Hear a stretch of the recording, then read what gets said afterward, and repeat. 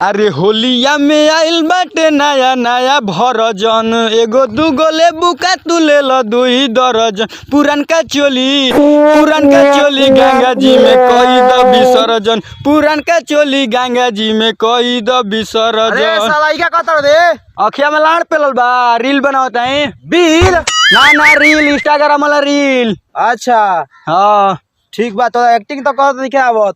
हाँ तारा करे वाला हां तो तनी कह के दिखावा ना। दादे दादा से सब कुछ करेला, हमहू कर ना स्टार हन इंस्टाग्राम के। अच्छा तो कह के दिखावा, हम गावा तनी। ठीक बा गाओ। हाँ वो गाओ साला गाओ। अरे कि जीजा तुहार रंग मारा चाई लेखा लागो तली आइल बड़ केमिकल मिला के।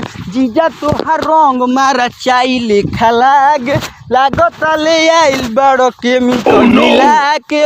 जीजा तुहार सारा भाई क्या करता सर ये? लौकत नहीं खे, वीडियो बनावती सबनी के। वीडियो हाँ रील्स पे। अब तू क्या करत रे? तू सिखावत रे करे? हाँ ई सिखावत हमें। ए ससुर तारा के तई मौग बना दी, तोरा के मौग बना दी। तू ढेर जान लो का तला बड़ी में सिखावत हमें, तू कहता मौग बना दी।